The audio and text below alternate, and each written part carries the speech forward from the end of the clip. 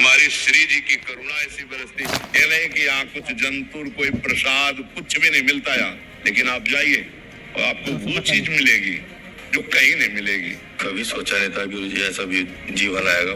बड़ा मतलब माँ बापों को भी बड़ा दुख होता था, पर आज इतने खुश है वो बहुत ज्यादा। जैसे आप शराब पी रहे थे, उस समय आपकी माँ आपको कड़वा बोल दे, हो सकता है आप हाथ उठा दो, क्योंकि आपका दिमाग राक्षसी भाव से युक्त है। शादी बोलते हैं कि क्या इतना बड़ा भगत बन गया, 5वें दिन वहां वृंदावन जाता है। जोनी राणा जी मेरठ से। राधा वल्लभ श्री हरिवंश। महाराज जी आपके चरणों में कोटि कोटि प्रणाम। महाराज जी श्री जी की कृपा और आपके आशीर्वाद से पूरा जीवन बदल गया। महाराज जी पहले जीवन बहुत बिगाड़ लिया था, शराब का नशा बहुत करने लगा था, जिसके कारण पूरा परिवार बहुत दुखी रहता था। मुझे भी बहुत दुख होता था कि मैं ऐसा क्यों कर रहा हूँ, फिर भी मैं ऐसा करता था। दारू के बिना मैं रह नहीं सकता था, परंतु गुरुदेव आपने पूरा जीवन ही बदल दिया। आज दारू को देखकर मुझे नफरत होने लगी है, लहसुन प्याज तक छोड़ दिया। महाराज धन्यवाद आपको जो आपने सुनकर अपने जीवन का परिवर्तन किया। भगवान की विशेष कृपा आप में है जो आपने जीवन को संभाल लिया, नहीं तो ये जीवन थोड़े दिनों के बाद आप रोगग्रसित हो जाते, थोड़े दिनों के बाद आप शक्तिहीन हो जाते, आपके अंदर शक्ति नहीं रह जाती कि मैं इन व्यसनों को त्याग दूं। फिर वो जीवन कलह और अशांति का जीवन, भारी चिंता का जीवन। इसलिए धन्यवाद है कि आपने अपने जीवन को संभाला, आप कंठी बांध लिए, आप भगवान के निज जनों की गणना में आने लगे। बहुत बढ़िया बात है, आप आगे बढ़िए। और जितना आध्यात्मिक सहयोग है, हम आपको सच्ची कहते हैं, यहाँ ऐसे आशीर्वाद नहीं दिया जाता, लेकिन यहाँ बिना आशीर्वाद के जाओगे नहीं, ये भी बात समझ लेना।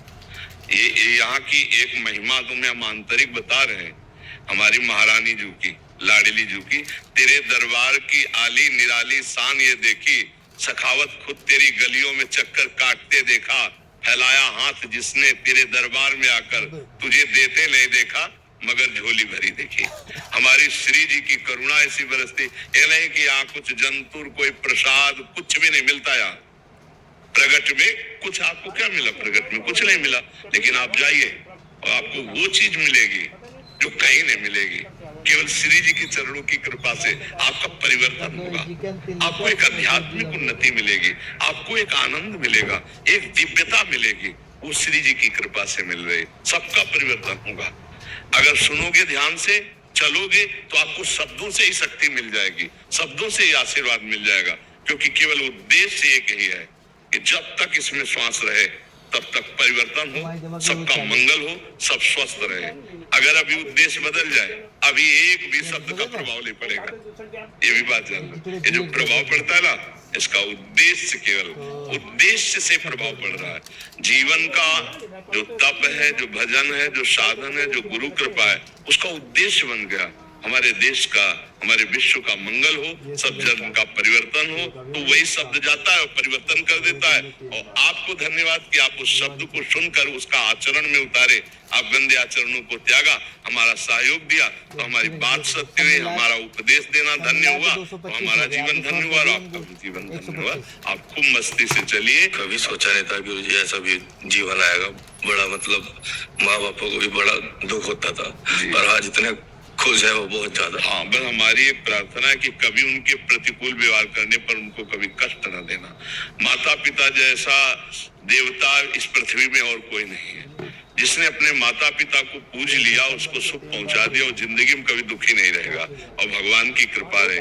हमें लगता है वयोवृद्ध माता पिता को भगवान की तरह पूजा करनी चाहिए। आज का हमारे नए भाई लोग समाज में नहीं जानते हैं, हाथ उठा देते हैं, उनको गाली देते हैं, उनको कष्ट देते हैं। भगवान बचावे, और वो बहुत बड़ी बुरी ये राक्षसी बुद्धि।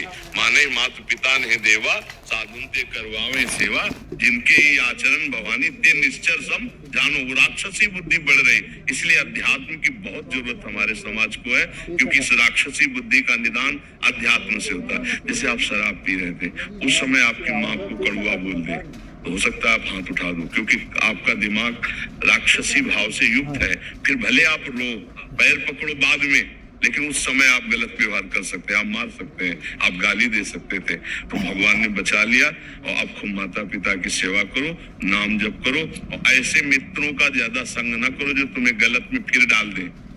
देखो, जहां से हाथ टूट जाता है ना, जुड़ तो जाता है, हाँ, पर वहाँ कमजोर हो जाता है। तो जैसे ये व्यसन बना रहा, पीछे रहा, वही कह रहे हैं आगे डर लगता है कि फिर ना चले। हाँ वही हम आपको कह रहे हैं कि जैसे हाथ टूट जाता है, जुड़ जाता है, वह कमजोरी बनी रहती। तो अगर ऐसे मित्र मिलेंगे ना कि कहाँ यार तुम बाबा जी हो, कि अभी बोलते हैं भाई कि अब क्या इतना बड़ा भगत बन गया, 5वें दिन वहाँ वृंदावन जाता है। हाँ, ऐसे लोगों से ज्यादा, क्योंकि फिर उनका रंग न चढ़ जाए। नहीं तो कभी ऐसे तुम विक्षिप्त हुए गएंगे, मतलब किसी काम से, आप संसार का खेल है, कभी तुम डिस्टर्ब हुए और मिले कैसे, फिर वही पहुंच जाओगे। इसलिए कभी ऐसी बात न सुनना ना।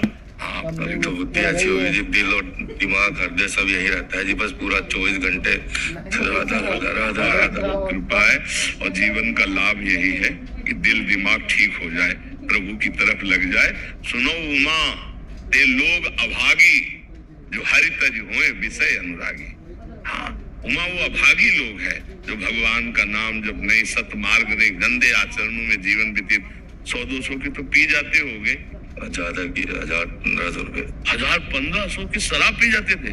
आज ऐसे ही जब पीते ज्यादा पीते थे और 3-4 होते थे तो ऐसे ही। अब 1000-1500 जी की रोज फल और अंगूर लेके घर जाओ तो सब स्वस्थ हो जाएगा, बढ़िया काहे के पिएगे।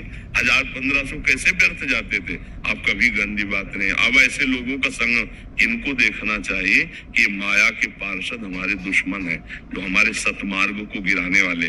उनसे बाहरी दुश्मनी ना करे, अंदर से देखे कि ये मित्र नहीं है, ये हमारे शत्रु हैं। जो हमें गिरा दे, जो गलत आचरणों में गिरा दे, वो मित्र थोड़ी होता है, वो शत्रु होता है। मित्र का बाना बनाकर वो शत्रु आता है। तो इसलिए हमको ऐसे मित्रों से बचना चाहिए जो हमें पुनः गंदे मार्ग में लगा दे, है नहीं। आप देखो, समझदार हो, हाँ, चूक मत करना।